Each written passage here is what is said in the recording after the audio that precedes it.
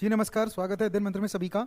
मेरा नाम है राहुल सिंह और जल्दी आ जाइए। और देखिए आज का टॉपिक मैं चेंज कर दूंगा, उसमें बहुभाषिकता टॉपिक पड़ा हुआ है, पर आज मुझे करना क्या है, बहुभाषिकता तो मैंने पिछली बार कर दी और मुझे आज कराना है आपको भाषा का आकलन।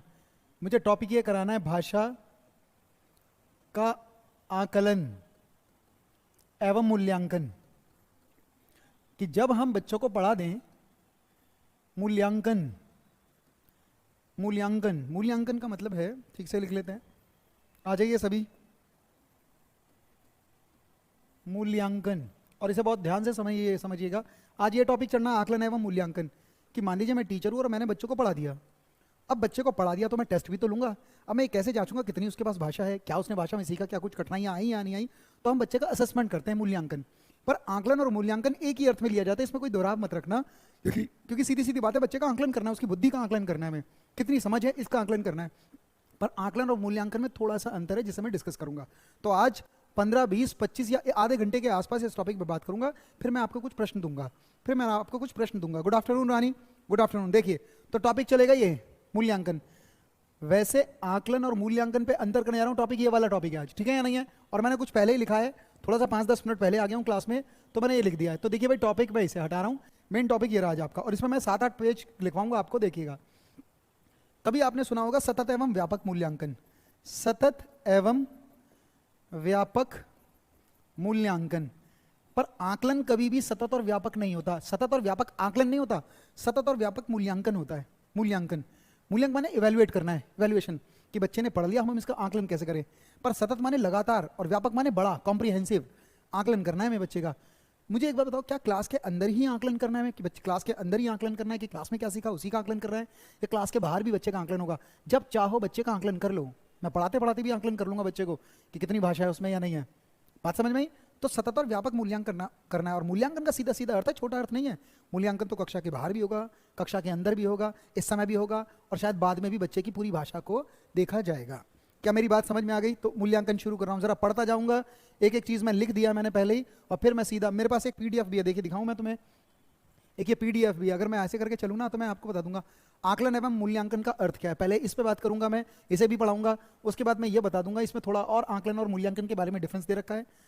पर आकलन और भाषा शिक्षण में आकलन मूल्यांकन करता क्या है, किस किस चीज का आकलन करता है। और सीधी बात है, इसके बाद जब हम, जरा देख लीजिए, मैं थोड़ा सा पहले पढ़ा देता हूं। जब हम, एक भाषा शिक्षक कोई आकलन करता है, मूल्यांकन नहीं केवल आकलन करता है, तो आकलन के समय हम ये चीजें देखते हैं। कभी कभी आकलन पे भी प्रश्न आएगा, पर ज्यादातर मूल्यांकन पे प्रश्न आएगा, और मूल्यांकन के ही आंसर सही होते हैं। आकलन और मूल्यांकन की बात करूंगा। आकलन माने असेसमेंट, मूल्यांकन का मतलब है इवैल्यूएट करना, सारी प्रगति को इवैल्यूएट करना है बच्चे की। तो आकलन के समय ये होता है, लेकिन जब हम मूल्यांकन करते हैं तो आकलन एवं मूल्यांकन की दृष्टि से ये सारी चीजें होती हैं, इसमें मैं चर्चा करूंगा। और फिर इसके बाद आकलन और मूल्यांकन के तरीके, कैसे कैसे आकलन कर सकते हैं, लिखित परीक्षा भी के द्वारा भी कर सकते हैं, और मौखिक परीक्षा बोलकर भी हम बच्चे, मैं प्रश्न पूछूंगा तो बच्चे का आकलन कर सकता हूँ कितनी भाषा आई। लेकिन आकलन के दौरान ये चीजें आकलन होती हैं। मौखिक के द्वारा ये होती है, औपचारिक अनौपचारिक तरीके से भी आकलन क्या करना है हमें। कुछ अलग से हटके बता रहा हूँ मैं तुम्हें, जो तुमने पढ़ा नहीं होगा ना उसके बारे में बताना चाह रहा हूँ। तो आइए मिलते हैं आकलन से। प्रणाम। तो शुरुआत करता हूं, मैं पहले पढ़ाऊंगा नहीं, पहले मैं अपने तरीके से जो मेरे नोट्स बनाए उसको देखो। देखिए पहली बात, बस पढ़ते जाएंगे, कुछ बहुत मुश्किल नहीं है। अगर आप मुझसे कहें कि भाषा में हिंदी, बच्चे, अरे मैंने बच्चे को भाषा सिखा दी और ना भी सिखाई, बच्चे के पास अपनी भाषा है, कितनी है, कितना योग्य है, इसका आकलन करना है। कैसे करेंगे, जब हम उसको कुछ पूछें और उसका वो उत्तर दे। उत्तर देते समय उसके उच्चारण भी देख सकते हैं हम। उच्चारण देते समय क्या वो अटक अटक कर बोल रहा है। कोई भी बच्चा अगर प्रभा के साथ नहीं बोलता, अटक अटक कर बोलता है, तो उसकी भाषा खराब है। फिर उस प्रभा के साथ साथ हम ये देखते हैं क्या उसमें शुद्ध भी है, उसकी भाषा व्याकरण सम्मत है या नहीं है, क्या क्रिया और संज्ञा का प्रयोग ठीक भी कर पाता है, क्या वो उस बात को टिपिकल तरीके से रटी हुई चीज जो मैंने समझाई है उसी तरीके से करता है, या अपने शब्दों में भी कर सकता है। तो क्या क्या आकलन करें हैं बच्चे का, और बच्चे की भाषा ठीक से समझ ले, तो क्या तरीका है। सबसे पहले एक काम करो, भाषा का अगर आकलन करने जा रहे हो और किसी बच्चे की भाषा का आकलन कर रहे हो, तो सिर्फ आकलन ही नहीं होता, उसका मूल्यांकन भी कर सकते हैं हम। ये दोनों बातें थोड़ी अलग है। संदर्भ एक ही है कि आकलन करना भी बच्चे को के बारे में जानना है, और मूल्यांकन से भी बच्चे के बारे में जानना है। पर मूल्यांकन में सिर्फ बच्चे के बारे में नहीं जाना जाता, बच्चे के अंदर जो दोष आ जाते हैं भाषा से संबंधित, उसको भी ठीक किया जाता है। मूल्यांकन पूरा होता है लंबा, ठीक है। बात करेंगे अब। तो देखिए मैं लिखने जा रहा हूं यहां, आकलन एवं मूल्यांकन दोनों ही बालक की भाषा की क्षमता की जांच करते हैं। दोनों ही, आकलन भी बच्चे की भाषा की क्षमता को जांच करते हैं, और मूल्यांकन भी बच्चे की भाषा कितनी है उसकी जांच करते हैं। किंतु सैद्धांतिक रूप से, सैद्धांतिक तिक, ये तिक है। सैद्धांतिक माने अगर सिद्धांत के तौर पे देखें, अगर मूल्यांकन आकलन को सीडीपी में पढ़ लें और ठीक से पढ़ लें तो उनमें थोड़ा बहुत मुख्य अंतर भी है, उनमें डिफरेंस भी है। क्या डिफरेंस है? दूसरा पेज ले रहा हूं मैं। क्या डिफरेंस है? देखिए यहां देखिए, दूसरा डिफरेंस ये है। तो मैंने ना डिफरेंस दोनों अलग अलग कर दिया मूल्यांकन आकलन के। क्या मेरी बात समझ में आई है? किंतु के बाद उतारो मैं, तभी सुन लो, फिर मैं फिर पढ़ा देता हूं। तुम लोग अभी उतारो नहीं, पहले समझो, बाद में उतारना इसको वीडियो देखकर। मैंने लिखा है आकलन एवं मूल्यांकन दोनों ही बालक की भाषिक क्षमता की जांच करते हैं, किंतु सैद्धांतिक रूप से। सैद्धांतिक माने है कि अगर प्रॉपर वे में इनकी गहराइयों में जाएं तो इनमें अंतर है, ऐसा नहीं है कि एक है।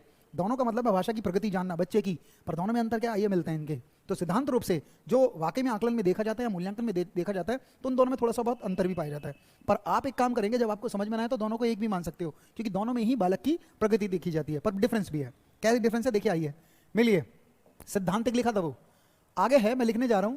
आकलन में क्या होता है? आकलन जब बच्चे का करते हैं तो आकलन में यह चेक किया जाता है कि बालक ने क्या किया है, क्या सीखा है। पहला पॉइंट यह है कि जब हम आकलन करते हैं बच्चे की, जब हम आकलन करेंगे बच्चे का, तो हम ये देखते हैं बालक ने सीखा क्या है। भाई मैंने टीचर हूं, मैंने उसे पढ़ाया, क्या जो जो पढ़ाया वो सीख लिया है उसने? ये भाषा की प्रगति। आकलन जब किया जाता है तो पाठ्य पुस्तक पर आधारित होता है, पूरी पाठ के क्लास के अंदर जो होता है ना, उस पर आधारित होता है। क्या मैंने उसके उच्चारण ठीक करवाए तो उच्चारण सही है उसके? क्या वो भाषा में जो चीज़ मैंने किताब से पढ़ाई है, क्या वो चीज़ आती है, प्रश्नोत्तर कर पा रहा है वो? तो बालक ने क्या क्या सीखा है क्लास के दौरान, शिक्षक द्वारा जो समझाया जा रहा है, उसका ही आकलन होता है। अक्सर हम बच्चों का आकलन करते हैं पर मूल्यांकन नहीं कर पाता टीचर। मूल्यांकन का मतलब है बच्चा भाषा में कितना योग्य बन गया है कि वो बाहर जाएगा तो अपनी बात को अच्छे से ढंग से प्रकट करेगा। हम सिर्फ किताबी कीड़ा बना देते हैं बच्चे को। तो आकलन दरअसल कक्षा के अंदर की घटनाओं का ही आकलन करते हैं। और हम कई बार सोचते हैं अरे बच्चा तो बहुत ट्रेंड हो गया, लेकिन क्या बालक बाहर की चीज़ों से अटैच हो पाता है? क्या बालक किसी भी घटना पर, किसी भी आंखों देखी घटना का अपने शब्दों में बयां कर सकता है जो टीचर ने तो नहीं सिखाई? पर बालक क्या अपनी भाषा के थ्रू उसे बता सकता है?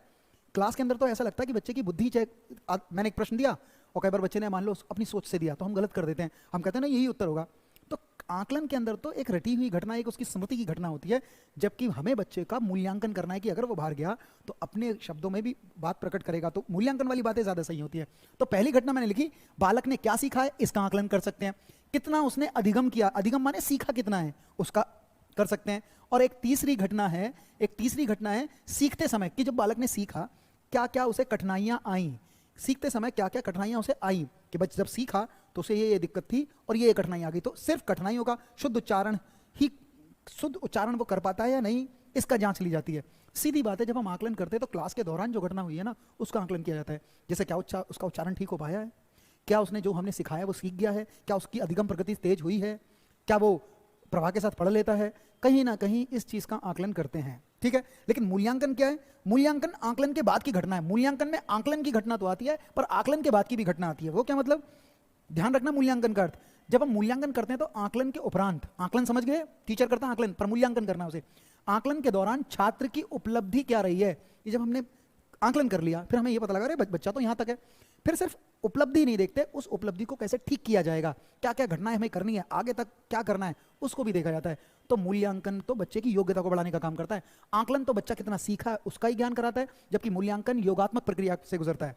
ध्यान रखना है, उसके विषय में एक निर्णय भी देना है। क्या मतलब? कि जब आकलन के उपरांत, आकलन के बाद छात्र उपलब्धि जो सीख पाया है, छात्र ने जितना सीखा है उतना तो सीखा, फिर उस पर हमें निर्णय देना कि तुमने ठीक किया, गलत किया, कितने मार्क्स आए, कितने मार्क्स नहीं आए, क्या इसे ग्रेड देना चाहिए, क्या इसकी भाषा परिपक्व हुई है, इस बात का भी निर्णय कर लेना। यानी कभी कभी आकलन के बाद जो टीचर के द्वारा निर्णय दिया जाएगा, जैसे हम नंबर दे देते हैं, हमें बताते हैं, इस चीज को मूल्यांकन कहा जाता है। मूल्यांकन में आकलन के साथ साथ निर्णयात्मक प्रक्रिया भी आती है।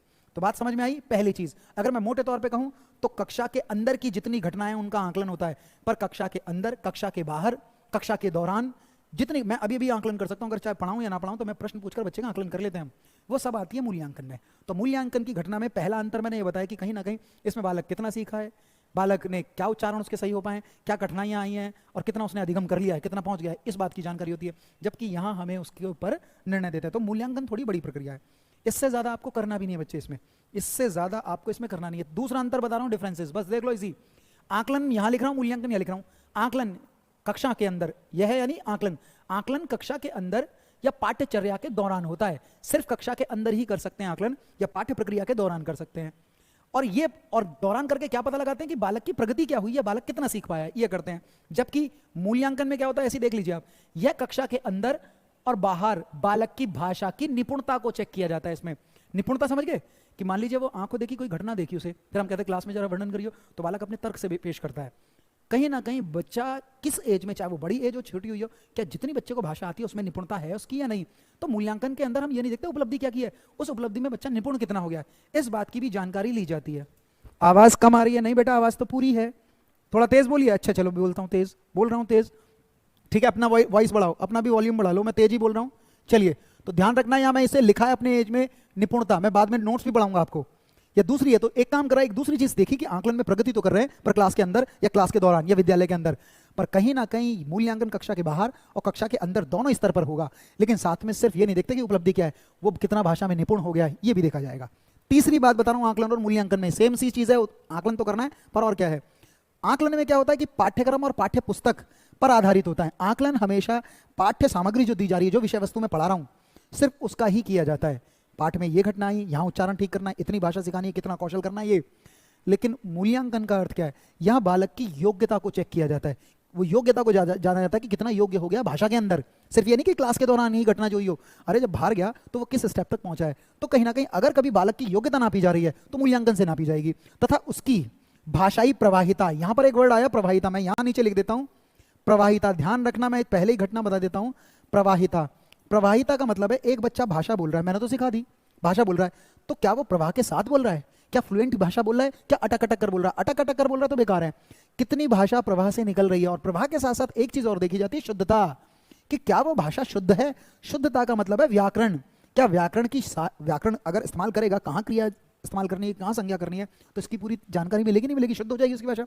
और दोनों को इक्वली देखा जाता है, दोनों का संतुलन देखा जाता है, प्रवाह में भी ठीक है और जो प्रवाह से भाषा निकल रही है उसमें व्याकरण भी सही है, इसको भी देखा जाता है। तो ध्यान रखना, यह बालक की योग्यता को तो जांचता है, साथ में उसकी भाषाई प्रवाहता कितनी है, क्योंकि समाज में तो भाषा का प्रवाह देखा जाएगा, और उसकी शुद्धता को जांचा जाता है। किसमें? मूल्यांकन में। पर कहीं ना कहीं यहाँ केवल पाठ्य पुस्तकों से आधारित घटनाएं देखी जाती है। जब हम पाठ्य पुस्तकों पर आधारित कोई भी परीक्षा लेते हैं, कोई भी जांचते हैं, तो कई बार ऐसा लगता है अरे बच्चा तो, इसको तो मैंने 100 नंबर दे दिए, इसको 10 नंबर दिए। पर प्रवाह का मतलब यह है कि अगर किताब से रिलेटेड घटना वो लिखता है तो ठीक है, पर कभी कभी बच्चा अपनी सोच से अपनी बात को प्रकट कर रहा है तो उसके नंबर हम काट लेते हैं, जबकि हमें ये नहीं, रटी हुई चीज ना हो, बच्चे की प्रवाहिता होनी जरूरी है। तो तुम इतना ध्यान रखना, जब आकलन किया जाता है तो हम पाठ्य पुस्तक या पाठ्यचर्या के दौरान की घटना ही बच्चे से पूछते हैं कि कितना इसे वो चीज आई है, अगर इससे हटकर लिखता है तो गलत मान लेते हैं। पर कहीं ना कहीं अगर हमें निपुण बनाना है तो उसकी प्रवाहिता को देना होगा, ये बात थोड़ा सा ध्यान रखना। तो मूल्यांकन और आकलन लगभग लगभग एक घटना होती है, पर दोनों में थोड़ा अंतर है। समझ में आई? मैं आगे पढ़ाऊंगा अभी। अभी देखिए अंतर, चौथा अंतर करा रहा हूं। पहला अंतर मैंने ये कराया है कि आकलन में क्या सीखा है, कितना सीखा है, ये देखा जाता है, पर मूल्यांकन में कितना निपुण बना है भाषा में, ये देखा जाता है। आकलन केवल पाठ्य पुस्तक या कक्षा के दौरान ही है, जबकि मूल्यांकन भाषा में प्रवाह और शुद्धता के आधार पर देखा जाता है। वो कक्षा के अंदर भी हो सकता है और कक्षा के बाहर मूल्यांकन करना है और सतत हो। एक और देखिए, जब हम आकलन करते हैं तो केवल संवादात्मक देखते हैं कि बच्चे की उच्चारण सही है, उसका संवाद सही है या नहीं है, या रचनात्मक। रचनात्मक माने कि वो अपनी बात को कितने तरीके के ढंग से पेश कर रहा है, ये देख लिया जाता है। दोनों चीज, संवादात्मक और रचनात्मक। रचनात्मक का वर्ड मैंने यहां दिया तर्कपूर्ण, क्या वो अपनी बात को तर्क से पेश करता है। पर कहीं ना कहीं मूल्यांकन में रचनात्मक तो होता है, तर्क तो है ही है, आकलन तो है ही है, पर योगात्मक भी है, योग्य भी बन गया है वो भाषा को। सिर्फ तर्क से ना जाए बात रटी हुई ना जाए, बात तो योग्य भी की तरीके से है। तो असली में तुम ध्यान रखना, कभी पूछा जाए ये रचनात्मक है और योगात्मक दोनों माना जाता है, मैं थोड़ा सा डिफरेंस कर रहा हूं, जबकि ये संवादात्मक और रचनात्मक तक ही पहुंचता है, जबकि यहाँ योग्यता भी देखी जाती है। एक चीज और देखो, आकलन हमेशा निदानात्मक होता है। निदान किसे कहते हैं? डायग्नोज करना। कि मान लीजिए मैंने बच्चों को पढ़ाया और पढ़ाने के बाद मैं चेक कर रहा हूं, तो आकलन कर रहा हूं। और आकलन में जब हम बच्चों को आकलन करते हैं तो निदान करते हैं कि कितना आया है, कितना नहीं आया है, उसका उपचार नहीं करते। सिर्फ हम अरे इतनी बात आई, इसे इतनी बात नहीं है, कहीं ना कहीं भाषा में जो कठिनाइयां आई हैं या भाषा में कितनी निपुणता आई है उसकी पहचान करते हैं, निदान। लेकिन मूल्यांकन में निदान तो होता ही होता है, ये आकलन से हो जाता है, पर इसके साथ साथ फिर उपचार भी किया जाता है कि ये होना चाहिए, ये होना चाहिए, ये होना चाहिए, और बताकर फिर करते हैं। तो थोड़ा सा ध्यान रखना, यहाँ बच्चे की कठिनाइयों को दूर करने का भी बीड़ा उठाया जाता है। जब आप मूल्यांकन करेंगे बच्चे का तो उसकी कठिनाइयों को भी दूर किया जाएगा। ये बात समझ में आ रही है मेरी बात? थोड़ा सा ध्यान रखना, इसे अभी समझते रहिए, आज थोड़ा सा समय ले रहा हूं मैं। तो मैं एक बार फिर पुनः दिखाता हूं तुम्हें, सुन लो भाई, इधर ध्यान दो, मैं एक बार दिखा देता हूं तुम्हें एक बार और।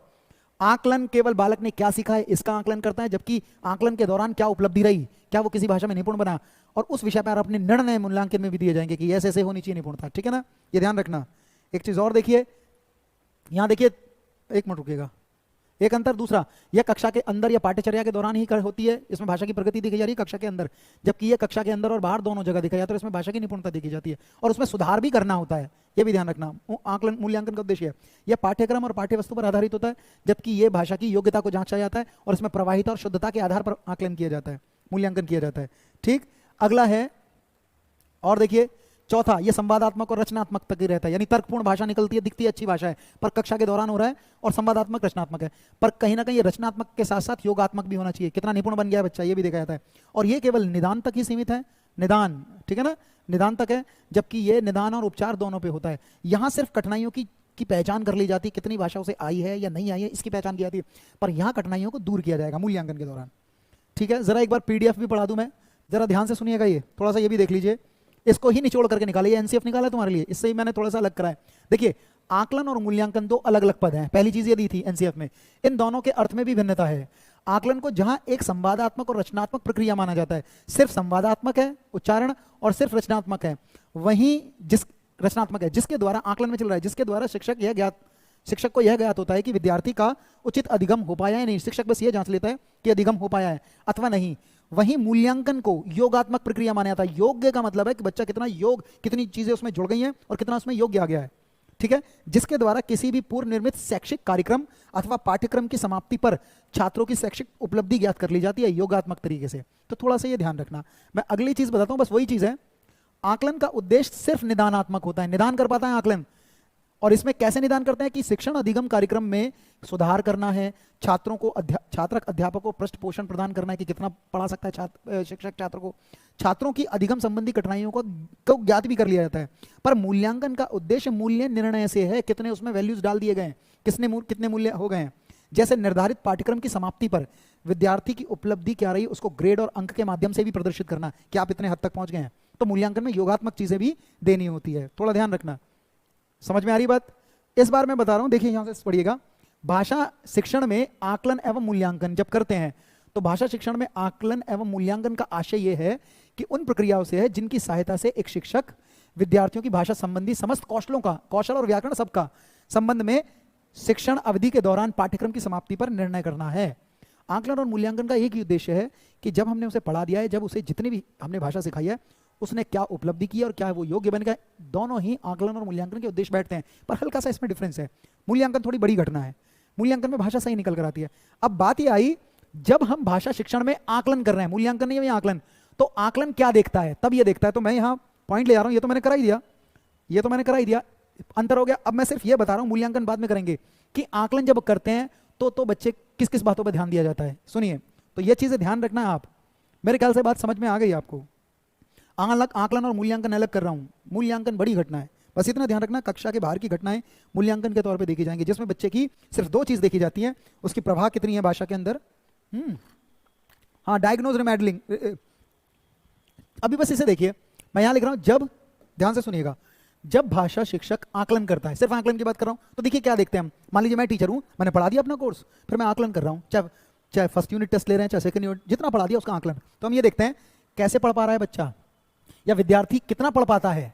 अरे रीडिंग करा रहे हैं तो कितना पढ़ पाता है, क्या पढ़ पाता है, क्या रुक रुक के तो नहीं पढ़ता, धारा प्रवाह पढ़ लेता है या नहीं, इसका आकलन करते हैं। और फिर हम अपनी प्रक्रिया करते हैं, फिर वो सुधरता है ऐसे, ठीक है, ठीक से पढ़ पाता है या नहीं, इसका कारण क्या, कारण जानने की कोशिश करते हैं, क्या वह अक्षरों को पहचान नहीं पाता। यानी कक्षा के अंदर जो जो घटनाएं होती है उसका आकलन करना है। बात ध्यान से सुनना मेरी, हम क्लास में यही तो करेंगे, कैसे पढ़ पाता है, रुक रुक कर पढ़ता है, धारा प्रवाह करता है। अगर इस तरह की घटनाएं कक्षा के अंदर की घटना है तो आकलन से डिपेंड करेगी, क्या वह अक्षरों की पहचान कर पाता है या नहीं, या शब्दों को की एक इकाई के रूप में पढ़ने में अभ्यस्त है या नहीं है, क्या वो एक एक करके शब्दों को पढ़ भी लेता है, भाषा को सुनकर कितना समझ लेता है, ये भी आकलन का ही उद्देश्य है। और कितने आत्मविश्वास से वह स्वयं को अभिव्यक्त कर पाता है।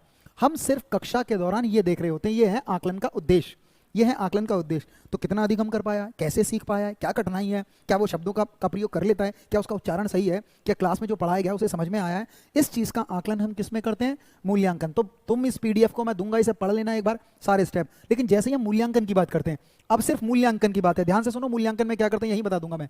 यहाँ मैं मूल्यांकन, हालांकि मैंने ये लिखा है भाषा में आकलन एवं मूल्यांकन के बिंदु क्या है, तो सीधी सीधी बात है, मूल्यांकन में क्या करते हैं।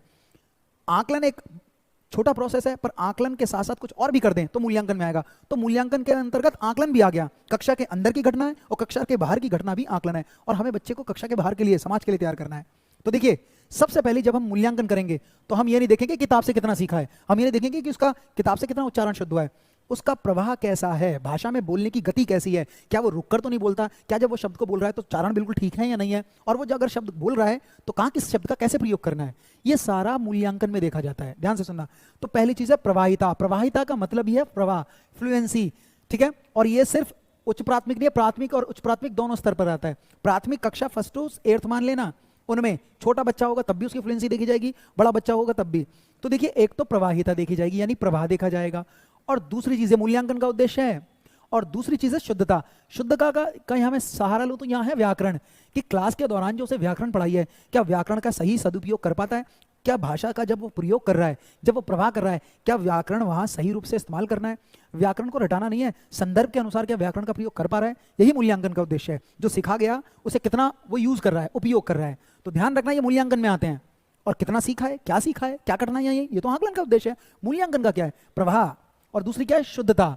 शुद्धता का यहाँ मैं व्याकरण ले रहा हूँ, व्याकरण के साथ दो चीज हो गई, प्रवाहिता और एक शुद्धता। पर तीसरा स्टेप लिख रखा है, प्रवाहिता और शुद्धता का क्या संतुलन। एक तीसरी बात यह देखी जाती है कि बच्चा अगर भाषा का शुद्ध प्रयोग कर पा रहा है, क्योंकि कुछ कुछ शब्दों का कर लेता है, पर जरूरी है सभी कर लेता है, तो भाषा का शुद्धता भी आई उसमें और प्रभाविता भी आई, पर क्या उन दोनों का बैलेंसेस है या नहीं है। सिर्फ प्रवाह ही आएगा तो ठीक नहीं होगी भाषा, सिर्फ शुद्धता ही आएगी तो भी ठीक नहीं होगी। हम कई बार भाषा शुद्ध तो प्रयोग करते हैं, पर धीरे धीरे बोल रहे हैं, अटक कर बोल रहे हैं, तो भाषा ठीक नहीं मानी जाती, प्रवाहिता हो। तो प्रवाहिता और शुद्धता तो है, पर उनका संतुलन भी देखा जाता है, याद रखिएगा। और चौथी चीज है कि जो भाषाई कौशल हैं, सुनने का कौशल, बोलने का कौशल, भाषण कौशल, पठन कौशल और लेखन कौशल, क्या इसमें वो निपुण हो पाया, और यही सारी चीज प्रवाहिता को शो करती है, भाषा के प्रवाह को बताती हैं। और जब भाषा के कौशल का आकलन कर रहे हैं या मूल्यांकन कर रहे हैं, तो मूल्यांकन के दौरान 3 घटनाएं देखी जाती है, इसे ध्यान रखना। जब हम चाहे सुनना देख रहे हैं, चाहे बोलना देख रहे हैं, चाहे पढ़ना देख रहे हैं, चाहे लिखना देख रहे हैं, मेरी बात समझ में आ रही है सभी को। प्रवाहिता अर्थात शुद्धता नहीं, प्रवाह, फ्लुएंसी। मैं तुमसे बोल रहा हूं डायरेक्ट, क्या उसमें एक लय है, प्रवाह है या नहीं है। प्रवाहहीनता अगर किसी में होगी, प्रवाह नहीं होगा किसी में, तो वो अटक अटक कर बोलेगा। जैसे इंग्लिश बोलते हैं हम, धीरे धीरे पटकर अटक अटक कर बोलते हैं। इंग्लिश आती नहीं इसलिए धीरे रुकावट बोलते हैं। अगर रुकावट आती कोई भाषा तो रुकावट होगी नहीं, और कहाँ रुकना है, कहाँ दौड़ना है, ये सारी प्रवाह में देखे जाते हैं। तो प्रवाह हो, उसका फ्लुएंसी के साथ हो, बिना रोके टोके वो बोले। लेकिन जब सुनना, बोलना, पढ़ना, लिखना, ये कौशल का मूल्यांकन कर रहे हैं, तो मूल्यांकन में तीन चीज देखी जाती है। सबसे पहले, क्या अर्थ और भाव से कोई घटना ग्रहण की जा रही है। किसी भी बात को अर्थ से प्रकट करना, और किसी भी शब्द को या वाक्य को अर्थ से ही सीखना है, तो अर्थ बहुत जरूरी है। तो अर्थ और प्रवाह के साथ सारे कौशल हैं। एक चीज और देखी जाती है अर्थ और प्रवाह के साथ, ध्यान रखना, क्या विभिन्न अर्थ और प्रवाह के साथ एक होता है मौलिक विचार।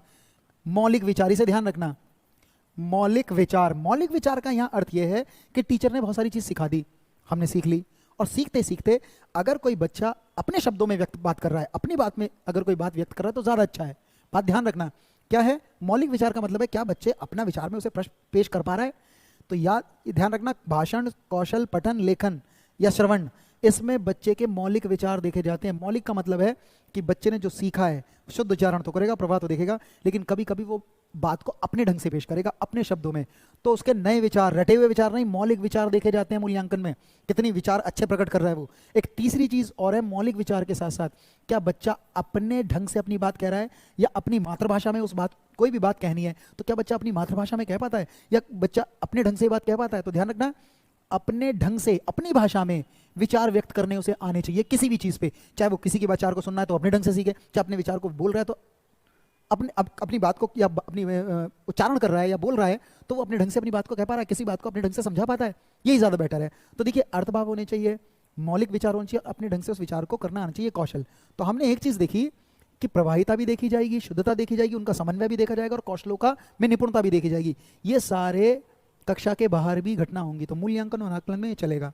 मैं तुम्हें एक चीज तरीके से और पढ़ा रहा हूं, आकलन तो मैंने बता दिया, इधर देखो, जब हम भाषा का मूल्यांकन करते हैं, मूल्यांकन की बात कर रहा हूं, आकलन की, आकलन बता दिया।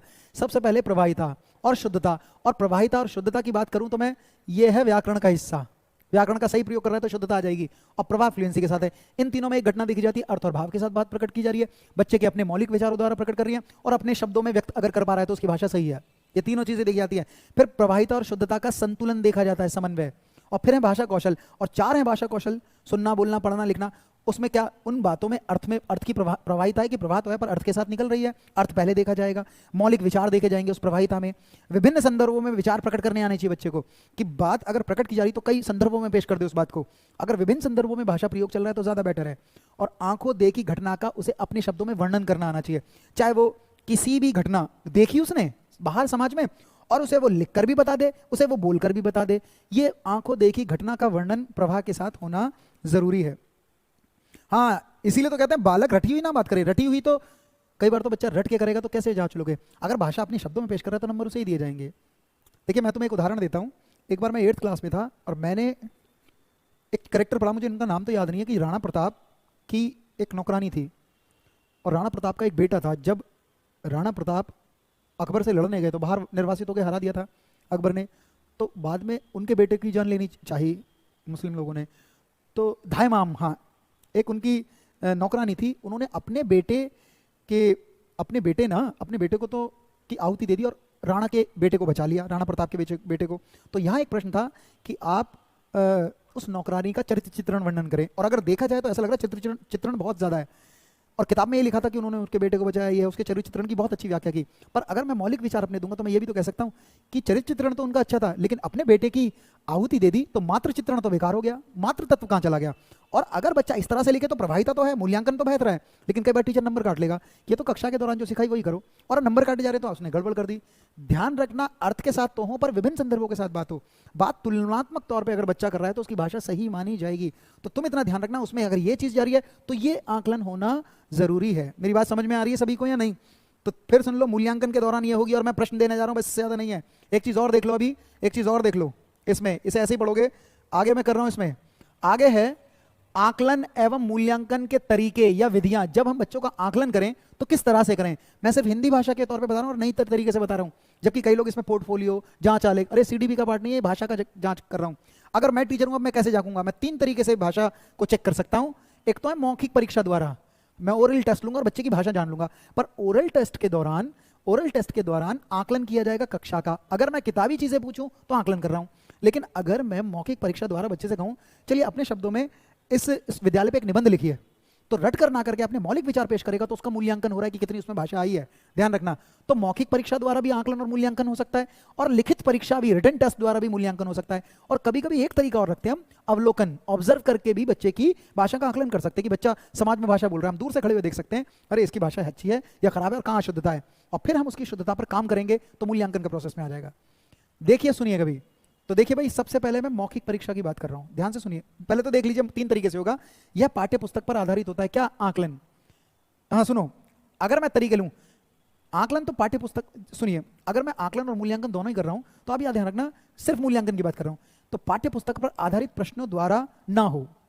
जब हम बच्चे का मूल्यांकन कर रहे हैं या आकलन भी कर रहे हैं तो आकलन के दौरान भी ये ना रखें कि आप पाठ्य पुस्तक में जो तथ्य हैं सिर्फ उस पर ही प्रश्न हो, और अगर पाठ्य पुस्तक को आधार बनाकर प्रश्न कर रहे हैं आप तो बच्चा उसमें से पाठ पढ़ेगा और शायद उसने रटी हुई चीजों का आकलन कर रहे हो आप, पर वो योग्य कितना बना इसका आकलन नहीं कर पाओगे। तो मैंने ये लिखा है कि जब आप आकलन और मूल्यांकन करें बच्चों का तो यह पाठ्य पुस्तक पर आधारित प्रश्नों पर आधारित ना हो, क्योंकि अगर पाठ्य पुस्तक के प्रश्नों पर आधारित होगा तो वो बालक की केवल स्मृति, उसकी याद, उसकी मेमोरी को ही जांचेगा कि कितना उसने कंठस्थ किया है, जबकि आकलन और मूल्यांकन के लिए नए तरीकों, नई तकनीकों का प्रयोग करना चाहिए। सिर्फ ये ना हो कि प्रश्न ऐसा हो कि बच्चा सिर्फ किताबी कीड़ा बनकर रह जाए, ऐसा ना हो। अब कौन कौन से वो तकनीकें हैं, देखिए। सबसे पहली घटना मौखिक, पहले मैं मौखिक बता रहा हूं कि पूछकर, बोलकर प्रश्न पूछो और बच्चा सुनेगा फिर उसका उत्तर देगा। मौखिक परीक्षा ली जा रही, ओरल टेस्ट लिया रहा है, तो देखिए सिर्फ औपचारिक ही प्रश्न ना हो, क्या हो, अनौपचारिक चर्चाएं, अनौपचारिक प्रश्न हो। औपचारिक प्रश्न वो होते हैं जो हम किताबें पढ़ा रहे हैं उस पर आधारित प्रश्न हो। मैं ये नहीं कहता हूं कि जो किताब में, जैसे बताओ हामिद ने मेले से क्या खरीदा, तो चिमटा खरीदा, और ये किताब में पढ़ के बताएगा। प्रश्न ऐसे भी हो, प्रश्न ऐसे प्रश्न तो कई बार रटने की बात करेंगे, प्रश्न ऐसे हो जो अनौपचारिक की बात हो। अनौपचारिक क्या होती है कि जो कक्षा से संबंधित ना हो। अरे औपचारिक तो एक विद्यालय है, विद्यालय में जितनी पाठ्यक्रम चीजें, कुछ औपचारिक घटनाएं वो हैं जो निश्चित लोगों द्वारा कुछ निश्चित बात बताई जाए। अनौपचारिक वो है कि जैसे घर, विद्यालय, सिनेमाघर, उसमें जितने बच्चे आपस में बात करते हैं तो अर्थ से भाषा बोल रहे होते हैं। तो औपचारिक और अनौपचारिक दोनों तरह के प्रश्न हों। जैसे मैं कहूं कि अगर मैं कहूं हामिद की जगह अगर तुम होगे तो इस देश के लिए क्या करोगे, ये अनौपचारिक प्रश्न हो गया। यहां बच्चा रट के नहीं बताएगा, अपनी बात को अपने तरीके से ढंग से करेगा। तो प्रश्न ऐसे हों अगर पूछे जा रहे हैं, औपचारिक हो बहुत बढ़िया, पर ज्यादातर औपचारिक अनौपचारिक दोनों तरह के प्रश्न रखे जाएं, जिससे बच्चे की भाषा का सही आकलन हो सके। बात ध्यान रखना, अनौपचारिक प्रश्न ये हुआ कि मैं तुमसे कहूं कि तुम्हें ये सारा पढ़ा रहा हूं, रट रहे हो, पर अगर मैं कहूं एक प्रश्न ऐसा दे दूं कि अगर तुम सही शिक्षक बनोगे तो बच्चों में क्या क्या बदलाव करोगे, तो रटी हुई चीज ना बताकर अपने ढंग से अगर बताओगे तो ये अनौपचारिक प्रश्न है। और क्यों बताया जाए, किस लिए बताया जाए, अगर इस तरह के प्रश्न तो ये भी अनौपचारिक है। याद रखना इसे, ठीक है ना। एक दूसरा तरीका यह है कि प्रश्न के उत्तर कराना। प्रश्न के उत्तर कराने का मतलब है कि जब आप प्रश्न के उत्तर बच्चा दे तो वो उसे अपनी बात, देखिए मैं यहां सारे पॉइंट में मैंने ये बताया कि अगर कोई बच्चा प्रश्नों का उत्तर कर रहा है तो प्रश्न के उत्तर रटे ना हो। कैसे हो, बालक उसे अपने शब्दों में कहे, बालक अपनी मातृभाषा में कह सकता है उस प्रश्न को, या अपने मौलिक विचारों द्वारा प्रकट कर सकता है, या विभिन्न संदर्भों में व्यक्त करे। एक चीज मैं यहां जोड़ दूंगा, अगर वो विभिन्न संदर्भों में अपनी बात कर रहा है, विभिन्न संदर्भ में अपनी बात करता है तो ज्यादा सही माना जाता है। तो प्रश्नों के उत्तर उससे बुलवा सकते हैं, लेकिन उसमें बच्चे के अपने भाव हों, अपने विचार हों। कई बार एक तरीका और है, आप पाठ पढ़ा दो फिर कहो आप इस पे प्रश्न बनाइए। प्रश्न बच्चा तब बनाएगा जब पाठ को अच्छे से सीख लेगा, और प्रश्न बच्चा देखकर नहीं बना रहा, अपने अर्थ से बना पाएगा। तो जब भी कभी प्रश्नों का निर्माण करवा रहे हैं बच्चों के द्वारा तो ये और भी घटना होती है, और प्रश्नों के निर्माण में बालक के अपने शब्दों में प्रश्न हो, अपनी मातृभाषा में हो, मौलिक विचारों पर आधारित हो, ये ध्यान रखना है। कहानी कथन, कहानी कहवाइए उससे, कि अगर कुछ पढ़ा दिया है कि एक स्टोरी में इसे बताइए तो बच्चा उसे अपने शब्दों में कहे। कहानी कथन भी काम करता है, कई बार नाटक मंचन भी काम करता है। एक बच्चा नाटक को मंचन के द्वारा एक्ट करके बताएगा तो पूरी क्षमता से बताएगा, अपनी पूरी एक्टिंग लगा देगा उसमें, और इसमें भी ये सारी घटनाएं होनी निश्चित है। और देखी और सुनी बात का वर्णन अगर बच्चा कर रहा है तो वो अपने शब्दों में करना चाहिए, ना कि रटी हुई बात में। कोई देख ली घटना, उसका बच्चा अपने ढंग से पेश करेगा तो ज्यादा सही है।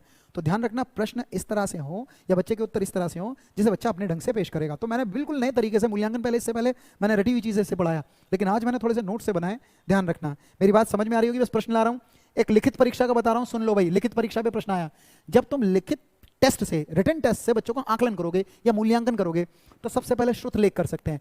पर श्रुत लेख में ऐसा लगता है मैंने एक शब्द बोला, बच्चे ने लिख लिया, पर रटे हुए ना हो, उच्चारण भी ठीक होने चाहिए उसका, और उस जो चीज मैं शब्द लिख रहा हूं उसकी समझ भी हो। यानी श्रुत लेख समझ पर आधारित हो, समझ पर। अगर समझ वर्ड कभी आएगा तो ज्यादा बेटर होगा, समझ पर आधारित हो, और समझ कर वो उस बात को लिखे, और कम शब्दों में समझ पर आधारित हो। इस चीज को ध्यान रखोगे आप, समझ पर आधारित हो। तो एक निचोड़ सा मैंने बताया तुम्हें, ये ध्यान रखना है। प्रश्न बस खत्म कर रहा हूं, टेस्ट लूंगा मैं। एक होता है क्लोज परीक्षण, इसे एक नाम से हिंदी में जानते हैं आपूर्ति परीक्षण। ये लिखने वाली टेस्ट है सारे, श्रुत लेख लिखवाएंगे। और क्लोज टेस्ट कैसे होता है, आपूर्ति परीक्षण कहते हैं। इंग्लिश में तुमने सुना होगा क्लोज परीक्षण। क्लोज परीक्षण में क्या होता है कि बच्चों को एक गद्यांश दे दिया जाता है, एक पैसेज उठा दिया जाता है वहां से, और लाइन लिखी हुई है और बीच में से रिक्त स्थान छोड़ देते हैं। जैसे पूरी लाइन, एक लाइन छोड़, एक शब्द हटा दिया, फिर एक शब्द हटा दिया, फिर एक शब्द बैठा दिया, फिर एक शब्द, ऐसे करके रिक्त स्थान छोड़ देते हैं, और बच्चा पाठ पढ़कर या अपनी समझ के द्वारा इसे भरता है। इसे कहते हैं क्लोज परीक्षण। इससे भी बच्चे की समझ, बच्चे की योग्यता, बच्चे के मौलिक विचार चेक कर लिए जाते हैं। बात ध्यान रखना। तो क्लोज टेस्ट से भी करते हैं। कई बार कहानी को अपनी मातृभाषा में अगर बच्चा व्यक्त कर रहा है, किसी भी कहानी को, चाहे वो एक पाठ में दी गई है और रटी हुई ना बताकर वो अपने ढंग से उसे पेश कर रहा है, तो ज्यादा बेटर माना जाता है। प्रश्नों का निर्माण विभिन्न संदर्भों में करना आना चाहिए, लिखकर। ये बोलकर भी होता है और लिखकर भी अलग घटना है। अगर कोई बच्चा विभिन्न संदर्भों में एक प्रश्न को बना सकता है और उसके उत्तर विभिन्न संदर्भों में दिलवा सकता है तो ज्यादा अच्छा है। एक काम और करना, पांचवी चीज मैंने यहां लिखी है, कविता की व्याख्या। किसी भी पद्यांश की उसे व्याख्या करनी आनी चाहिए। और व्याख्या कब होगा, जब उसे शब्द भंडार होंगे, जब शब्दों को कई तरीकों से प्रयोग करना सीखेगा वो। तो कविता की व्याख्या हो और उसका भावार्थ निकालना हो, क्या वो सबक दे रहा है, और भावार्थ तो तब निकालेगा क्योंकि भावार्थ कविता में नहीं होता, समझने के बाद ही बच्चा अपने आइडिया से बताएगा। तो मैंने छोटी सी घटना इस तरह से बताई है, इसे याद रखना है। प्रवाहिता का तीसरा बिंदु 2 बार बोला, समझ में नहीं आया, हे भगवान। चलो मैं दिखा देता हूं, सुनो। ये मैंने खत्म कर दिया भाई, देखो यहां ये लिखा प्रवाहिता। प्रवाहिता माने प्रवाह, भाषा में कितनी फ्लुएंसी है, अटक के तो नहीं पड़ रहा, फ्लुएंसी। और दूसरा शुद्धता। पर देखिए सिर्फ प्रवाह ही नहीं देखा जाएगा, क्या देखी जाएगी, शुद्धता। और शुद्धता का बैलेंस होना चाहिए इन दोनों में। शुद्धता, दोनों में संतुलन हो। संतुलन का मतलब है एक एडजस्टमेंट। ये ना हो कि प्रवाहिता ज्यादा हो, ये ना हो कि शुद्धता कम हो, ये ना हो कि शुद्धता ज्यादा है और फ्लुएंसी नहीं है, अटक अटक के पढ़ रहा है, तो भाषा ठीक नहीं है।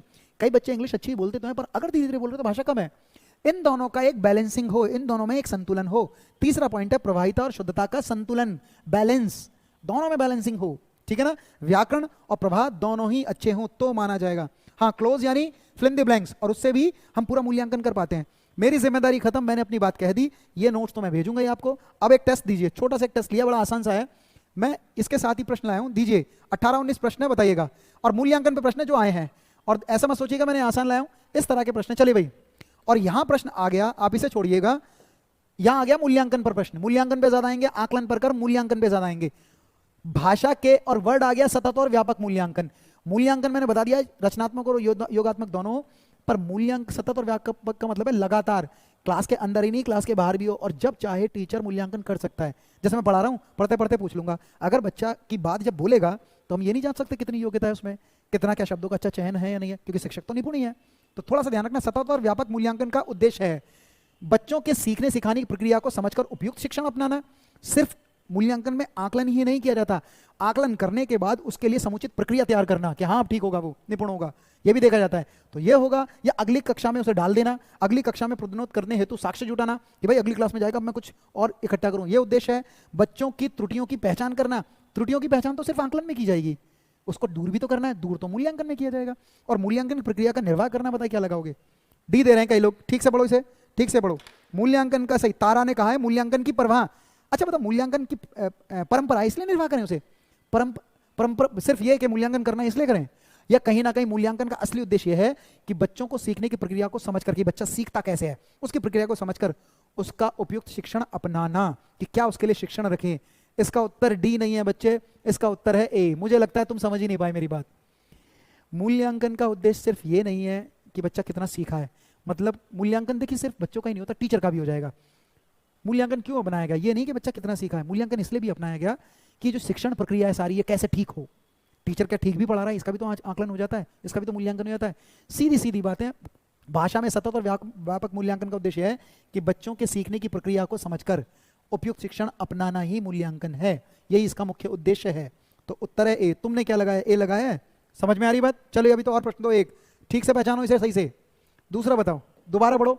भाषा आकलन में कौन सा तत्व सर्वाधिक महत्वपूर्ण है?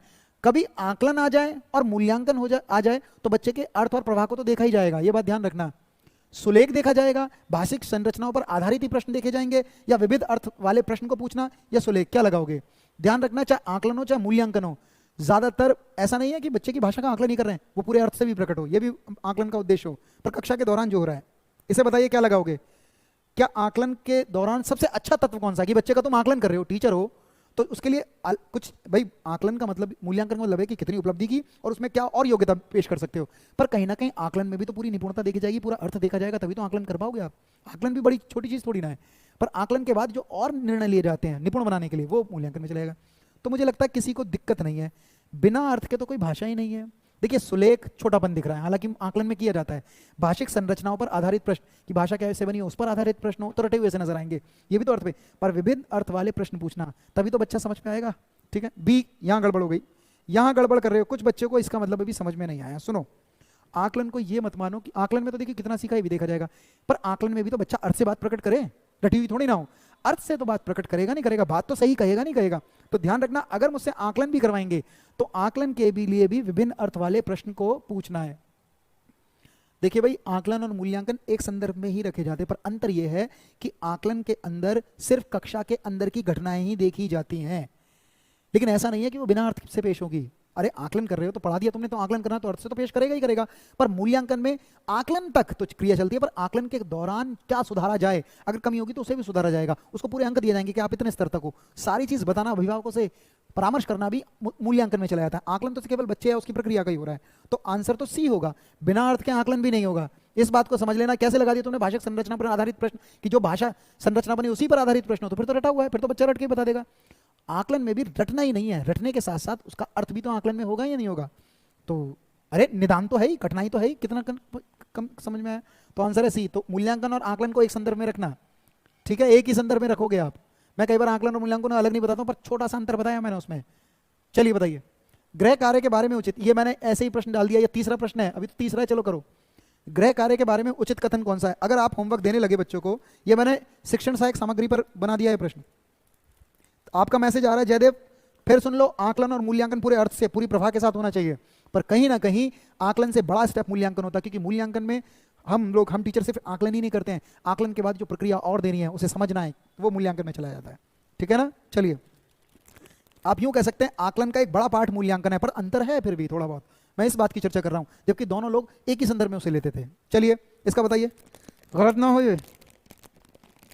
क्लियर क्लियर है रेखा, समझ में आ रही मेरी बात? फिर सुन लो, आकलन मूल्यांकन में ये नहीं लगाओगे कि वो अर्थ से ना हो। अरे अर्थ से जब तुम पढ़ा दोगे तभी तो आकलन कर पाओगे, और पढ़ाए तो अर्थ से होगा तुमने, तो बच्चा भी अर्थ से पेश करेगा। अर्थ वाली चीज पहले रखोगे, बच्चे के मौलिक विचार हमेशा पहले रखोगे। चलिए, पर उसमें और सुधार करना है तो उसमें जाएगा। चलिए बताइए जल्दी से। तो आंसर है सी, कोई जरूरत ही नहीं है। देखिए होमवर्क क्यों देते हैं हम, उसके लिए उचित कथन क्या है? क्या गृह कार्य देना अति आवश्यक है? ऐसा जरूरी नहीं है। अगर गृह कार्य भी ना दिया जाए तो भी पढ़ा सकते हैं हम, ठीक है। गृह कार्य अभिभावक को व्यस्त रखने में उत्तम करता है कि गृह कार्य जो पेरेंट्स होते हैं उनको बिजी करने के लिए दिया जाता है? नहीं, कि वो उनको उसका बच्चे का काम करेंगे, तो इसलिए भी नहीं है। बच्चों की क्षमताओं स्तर के अनुसार गृह कार्य होना चाहिए। जितना बच्चा उस हिसाब से काम दो, फिर वो पूरे अर्थ से करेगा, और ज्यादा काम दोगे तो बिगाड़ देगा, तो अर्थ तो करेगा ही करेगा। तो आंसर है सी। एक और बताओ, अब है फोर्थ प्रश्न, वो तीसरा था। चलिए बताइए, बच्चों के भाषिक अभिव्यक्ति के आकलन मूल्यांकन एक ही संदर्भ में रखना के लिए किस तरह के प्रश्न सहायक हैं? कौन से प्रश्न दिए जाएं जिससे बच्चे की भाषिक अभिव्यक्ति का आकलन अच्छे से हो सके? बहुविकल्पीय यानी ऑब्जेक्टिव प्रश्न, विभिन्न संदर्भों से युक्त प्रश्न, उपयुक्त सभी, या सारांश प्रस्तुत करना। कि बहुत बड़ा पैसेज है और बच्चा इसे सारांश शॉर्ट में कर रहा है तो पूरे अर्थ से कर रहा है। तो मूल्यांकन और आकलन अंतर नहीं करना है। आकलन एक छोटी प्रक्रिया है जो अर्थ से ही चलनी है, पर मूल्यांकन में आकलन के साथ साथ कुछ और भी आ जाता है, ये मानकर चलना है। दोनों ही एक प्रोसेस। और जब भी आकलन आए तो उसे मूल्यांकन को आधार मानकर ही आपको प्रश्न करना है। मूल्यांकन एक बड़ा प्रोसेस है जिसमें हम सुधार भी करना है, हमें सारी रिजल्ट देनी है, हमें कौन सी टीचिंग एड इस्तेमाल करनी है ये भी देखना होता है। जबकि आकलन का एक बस बच्चे तक लेवल रहता है। तो मुझे लगता है जिसने ये लगाया, ये वाला ऑप्शन, इसे सी मान लेना यहाँ, वो ठीक है, सही है। जिसने फोर्थ का ये दिया है सही है। पता है ऑब्जेक्टिव प्रश्न तो इससे भी मूल्यांकन आकलन किया जा सकता है। विभिन्न संदर्भ युक्त प्रश्न तो ये और भी ज्यादा अच्छा है, ये भी कर सकता है। और सारांश अगर बच्चा निकाल रहा है तो और भी अच्छा है। ये तो सारे प्रश्न चले जाएंगे। तो उपयुक्त सभी बेटर है इसमें, उपयुक्त सभी। डी नहीं लगाओ, सारांश क्यों? विभिन्न संदर्भों में अगर कोई बच्चा अपनी बात प्रस्तुत कर रहा है कि ऐसे भी कह सकता हूं, ऐसे भी, तो ज्यादा अच्छी है। तो ये सभी ठीक है, सिर्फ सारांश न लगाओ आप, उपयुक्त सभी जाएगा, उपयुक्त सभी जाएगा। एक और प्रश्न बताओ, पाठ्य कुशलता का मूल्यांकन करने के लिए आप क्या करेंगे? पढ़ने की, बच्चा पढ़ने में निपुण हो गया है, उसका मूल्यांकन कर रहे हो, कैसे करोगे? पढ़ी गई सामग्री पर तथ्यात्मक प्रश्न पूछो, कि जो पढ़ी गई सामग्री है उसी से रिलेटेड प्रश्न पूछो। पढ़ी गई सामग्री पर प्रश्न बनवाएं। अगर कोई बच्चे ने पढ़ रखे बाद और उस पर प्रश्न बनाओ तो ज्यादा अच्छा है। पुस्तक के किसी भी पाठ की पंक्तियां पढ़वाएं, या बच्चों को जोर जोर से बोलकर पढ़ने के लिए कहेंगे ताकि उसका सही उच्चारण जान सके। मुझे तो लगता है वैसे तो ठीक ही है, लेकिन सबसे अच्छा इसमें कौन सा है? बी। किसी बच्चे ने दिया है क्या बी? वैसे कई लोग डी भी दे देंगे बड़े ऑप्शंस को देख के, कई लोग बड़े ऑप्शंस को बी करके देख लेते हैं। अच्छा, पाठ्य पुस्तक की कविता की लाइनें पढ़ाएंगे तो क्या बच्चा रटी हुई बात नहीं बोलेगा? रटी हुई तो हटानी है। हमेशा बच्चे को अर्थ से उसके विचार पहले देखा जाएंगे, उसकी बात को पहले देखा जाएगा। पर अगर कोई बच्चा पढ़कर प्रश्न बना रहा है, कोई बच्चा अगर प्रश्न बना रहा है तो ज्यादा सही है। पढ़ी गई सामग्री पर अगर प्रश्न बनाएगा तो प्रश्न तो तब बनाएगा जब उस कहानी को पूरी तरीके से समझ लेगा, और कोई घटना समझ से आ गई बच्चे को, उस पर अपने विचार और प्रश्न तो अपने विचार के द्वारा व्यक्त करेगा वो। तो पढ़ी गई सामग्री का मुझे नहीं लगता तुम लोग कर पाए। तुम्हें ये टॉपिक ही नहीं आया लगता है, तुम इसे समझ पाए? पहले तो मुझे बताइए, क्या ये टॉपिक तुम्हें क्लियर हुआ या दोबारा समझाऊं मैं? प्रश्न अगर 5 में भी तुम गड़बड़ करोगे, और ये तो मैं आसान प्रश्न लाया, इनमें फंस रहे हो आप। मूल्यांकन आकलन को एक संदर्भ में देखिए। सबसे पहले आकलन सिर्फ पढ़ाई लिखाई, कक्षा या पाठ्यचर्या तक सीमित है, और वो भी अर्थ से होनी चाहिए। बिना अर्थ करेगा तो बेकार है, रटा हुआ थोड़ा ना है।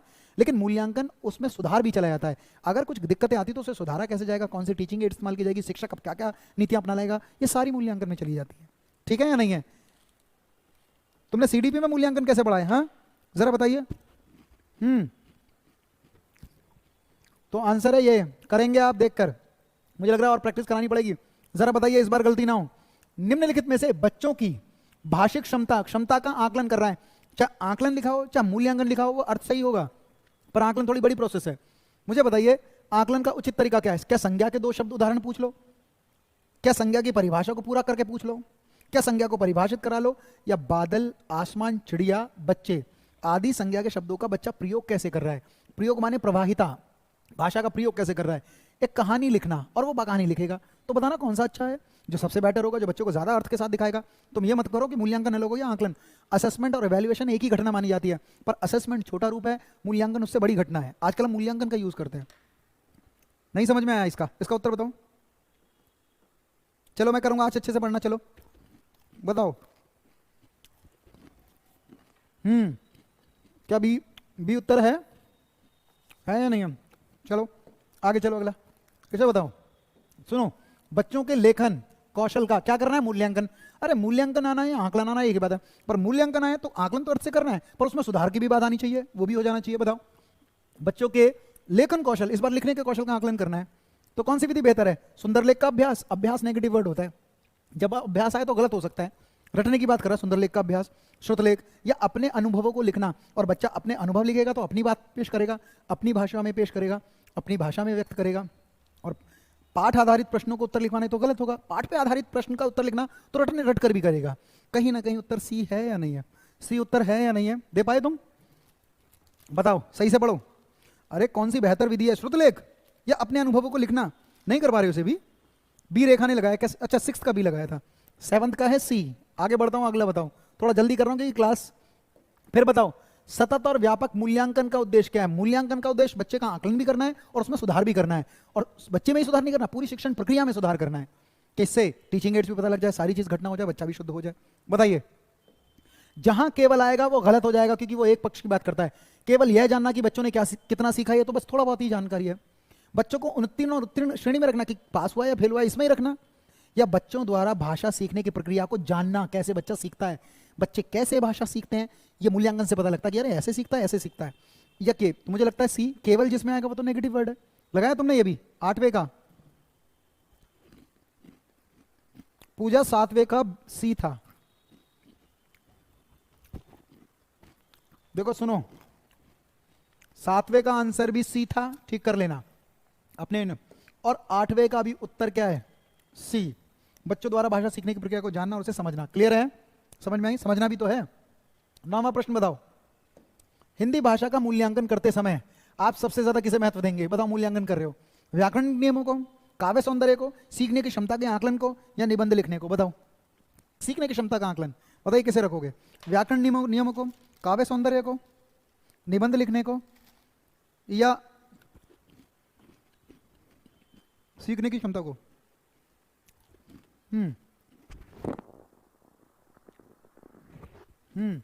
करिए। देखिए, जो एक पक्ष की बात करता है वो आंसर नहीं है। सिर्फ व्याकरण ही सही करनी है तो प्रभावित है तो सही करनी है। जो एक पक्ष की बात कर रहा है वो आंसर नहीं है। काव्य सौंदर्य को, सिर्फ काव्य के सौंदर्य सीखेगा बच्चा तो निबंध कैसे सीखेगा? पर जो भी बच्चा सीखेगा उसका आकलन करना है, ये रखा जाएगा मूल्यांकन के अंदर। आकलन तो रखा जाएगा पर उसमें सुधार भी लिखा जाएगा। बात समझ में आ रही है? अब डी लगा दिया, निबंध लिखने की योग्यता। अरे तुम नहीं समझ पाए। अरे जो एक निबंध ही लिखेगा बच्चा, बस निबंध में लिखने में योग्यता, कहानी नहीं लिखेगा, कविता नहीं लिखेगा, इससे तो बच्चा रटा हुआ सीख गया कि निबंध ही लिख सकता है। बस जितना सीखेगा वो उसका असली में आकलन मूल्यांकन में रखा जाएगा। आंसर जाएगा सी। नहीं बता पा रहे आप समझ ही नहीं पाए क्या चीज है। दूसरा बताइए, हिंदी भाषा में सतत और व्यापक मूल्यांकन, इससे डरना नहीं है। मूल्यांकन करना है पर हमेशा कभी भी, सतत माने लगातार, अब कर लो, बाद में कर लो, अंत में कर लो, और व्यापक माने बड़ा हो। मूल्यांकन करते समय आप किस बात पर ज्यादा ध्यान रखेंगे? शुद्ध वर्तनी पर, परियोजना कार्य पर, शुद्ध उच्चारण पर, या विभिन्न संदर्भों में भाषा प्रयोग की कुशलता पर? बताइए, जल्दी बताओ। कुछ समझ में आ रहा है मूल्यांकन? मुझे ये लगा था कि शायद आप समझ जाएंगे, थोड़ा सा अंतर कर दूं, पर मूल्यांकन पूरे अर्थ पे जाता है। पर मूल्यांकन के बाद की घटनाएं भी, आकलन पूरे अर्थ पे जाएगा, बिना अर्थ के नहीं जाएगा। पर आकलन के बाद की घटना सुधार करना है तो वो मूल्यांकन में रखा जाएगा। हाँ बेटा, करा नहीं है इसलिए माफी चाहूंगा, मैं थोड़ा लंच करने लगा, मैं फिर भी साइड में खा रहा हूँ, मुझे भूख लग रही थी बहुत ज्यादा। पर कोई नहीं, तुम्हारी पढ़ाई रुकनी नहीं चाहिए। मैं तो डी पे जा रहा हूँ। अगर कोई बच्चा विभिन्न संदर्भों में भाषा प्रयोग करने की कुशलता रखता है तो उसे रटाने की कोई जरूरत नहीं, वो अपनी बात प्रकट कर देगा। ठीक है? नहीं है? इसका उत्तर कई लोग शुद्ध उच्चारण देख रहे हैं, जबकि होना चाहिए डी उत्तर बिल्कुल सही। और ये बहुत इंपॉर्टेंट है, विभिन्न संदर्भों में बात बच्चा पेश कर रहा है तो पूरी योग्यता के साथ है, भाषा के साथ। एक और बताओ, लास्ट अंतिम प्रश्न, 11वां प्रश्न बताओ, नाटक शिक्षण। अब सुनिए, चाहे नाटक का शिक्षण हो, पर नाटक शिक्षण कैसे बेहतरीन होगा? मैं सतत और व्यापक मूल्यांकन के लिए निम्नलिखित में से कौन सा सर्वाधिक महत्वपूर्ण है? क्या लिखित परीक्षा द्वारा नाटक कराएं, क्या मुख्य संवादों द्वारा सुंदर रूप से लिखना सिखाएं, या पढ़े गए नाटक का मंचन कराएं, या पात्रों का चरित्र चित्रण कराएं? बताएं। मुख्य संवादों को सुंदर रूप से लिखना, जो मेन है करेक्ट संवाद वही लिखना, या नाटक का मंचन? बताइए इन दोनों में से क्या होगा? देखें कितने लोग दे पाएंगे। 11वें और पूरे अर्थ से दो। बताइए, नाटक शिक्षण में क्या कराएं? कोई टीचर नाटक पढ़ा दिया, नाटक के बाद पूरा जांच ले कि इसे पूरा नाटक आ गया, पूरी थीम आ गई, ये कैसे जांचेगा? क्या मुख्य संवाद के रूप किसी ने जो डायलॉग बोले हैं किसी भी नाटक में, मान लीजिए एक राम होगा, एक लक्ष्मण होगा, एक भरत हो गया, जो मेन कैरेक्टर है उनके उदाहरण पूछ ले, या वो नाटक का मंचन करवा ले कि एक्टिंग करके दिखा दे कैसे क्या था? तो आंसर है पात्रों का चरित्र चित्रण, कि हर पात्र का चित्रण कर देना, पढ़े गए नाटक का मंचन। पता बताइए, नाटक बोल बोल कर पढ़ाया जाए या नाटक का मंचन करा दिया है? एक्टिंग करके बताएगा तो पूरी फ्लुएंसी के साथ बताएगा, और ये ज़्यादा बेटर है, पढ़े हुए नाटक का मंचन। सी है या नहीं? डी नहीं, तू गलत कर दिया बेटा। पात्र जो है उनका चरित्र चित्रण, कैसे चरित्र है उनका, जरूरी थोड़ा चरित्र चित्रण से ही पता लग जाएगा। लेकिन मुझे लगता है अगर कोई नाटक का मंचन कर रहा है तो चित्रण भी आ गया, प्रभाव भी आ गया, अर्थ भी आ गया, सब कुछ आ जाएगा। नाटक का मंचन कराएंगे, पिक्चर, एक स्टोरी दे रहा हूं, तुम पढ़कर देखना तब ज्यादा समझ में आएगी या पिक्चर के रूप में आएगी। नाटक हमेशा तभी सही रहता है जब उसका मंचन कराया जाएगा, पूरे हाव भाव प्रभाव के साथ आ जाता है, सिर्फ चित्र चित्रण लिखने से नहीं आएगा। और सिर्फ यहाँ बताओ क्या कह रहा है, लिखना, बोलना भी तो है, पढ़ना भी तो है, यहाँ तो लेखन कौशल की जांच हो रही है, पर पढ़े हुए नाटक का मंचन कर रहा है तो सारी घटनाएं आ जाएंगी बच्चे को। सही है। आखिरी और बताओ एक और, चलो फिर मेरी क्लास है एक और यूट्यूब पे। बताओ बच्चों के लिखित कार्य में आकलन का सर्वाधिक महत्वपूर्ण तरीका बताओ। चलो करो जल्दी, कोई नहीं से करके दिखाओ। बच्चों के लिखित कार्य का आकलन पे ही प्रश्न लाया हूं मैं। सर्वाधिक महत्वपूर्ण क्या है? तत्सम शब्दों का प्रयोग, तो तत्सम ही शब्द आ पाएंगे, और भी तो शब्द हैं। मुझे ऐसा लगता है कभी कभी प्रश्नों को बांध देते हैं कि केवल तत्सम शब्दों की जानकारी ले लो, पता लग जाए। तत्सम शब्द से ही कैसे हो जाएगा? तद्भव भी है, देशज भी शब्द है। वाक्य विन्यास, वाक्यों का नियम जांच लो, सब कुछ आ जाएगा, ऐसा जरूरी नहीं है।